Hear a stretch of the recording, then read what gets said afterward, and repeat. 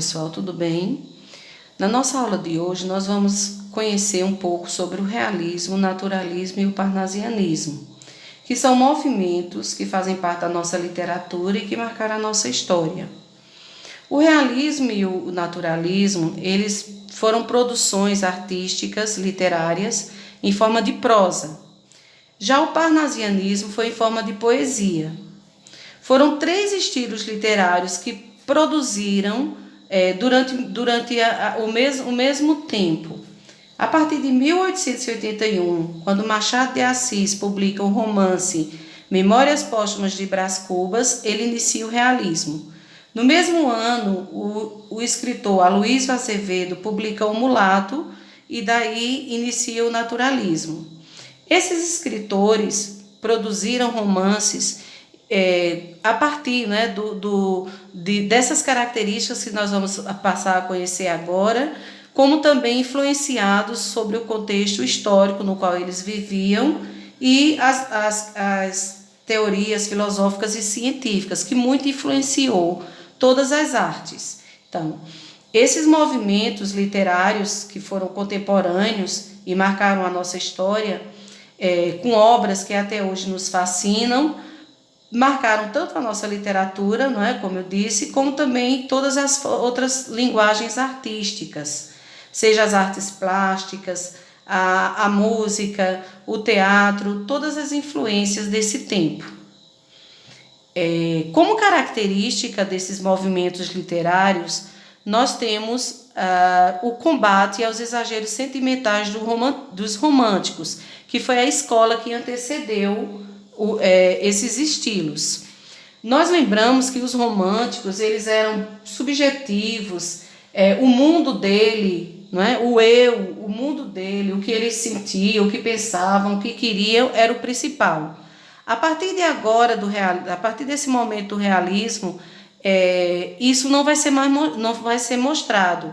Por quê? Porque a razão, a objetividade, ela vai passar a prevalecer.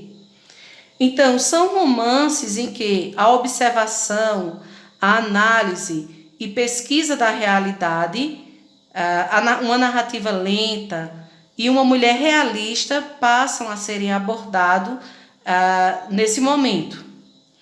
O herói aqui não é aquele herói perfeito tematizado lá pelos românticos, idealizado como nós vimos, e sim um herói problemático, um herói como qualquer um outro que tem defeitos e que tem os seus problemas.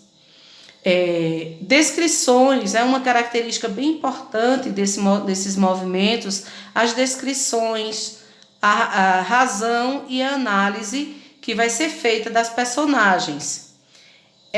Nessas produções nós temos o universalismo, a verossimilhança, o narrador aqui que aparece sempre em terceira pessoa de uma forma objetiva, ou seja, o que vai ser produzido nesse momento, ele tem a intenção de tocar, de abordar assuntos que têm a ver com a verdade, com o dia a dia, com o cotidiano das pessoas, como também com acontecimentos, pensamentos, ações que são universais, que têm a ver com qualquer pessoa, em qualquer lugar do mundo.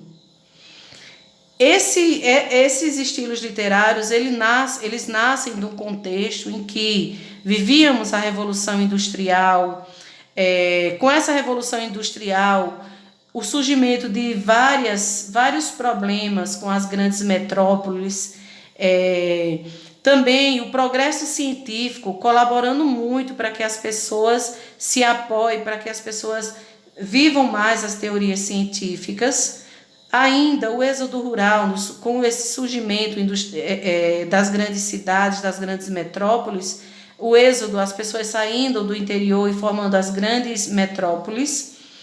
Ainda a urbanização, com esse número grande de pessoas, a eletricidade, as ferrovias, o telégrafo, a própria imprensa que chega a todo vapor e contagia as pessoas que vivem nessa época, especificamente o escritor, para produzir obras que marcam esses contextos.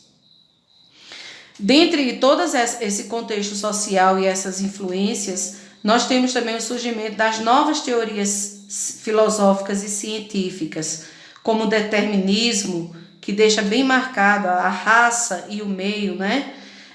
Também o positivismo de Augusto Kant, a observação, o evolucionismo, a questão da adaptação, a psicanálise, o socialismo, são teorias filosóficas por meio da ciência, que estudo comprovado, que influenciaram aos escritores como Machado de Assis, como Aloysio Azevedo, a produzir uma narrativa, mostrar esse problema, universalizar, trabalhar essa verdade.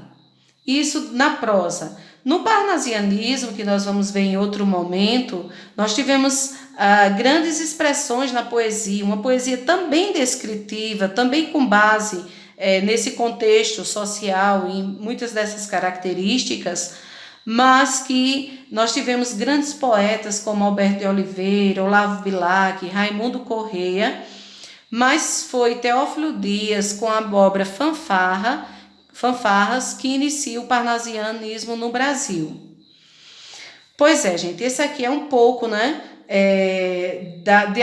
da apresentação desse estilo literário em que a valorização da razão e da ciência prevalecem em relação à emoção, tão falada durante o romantismo.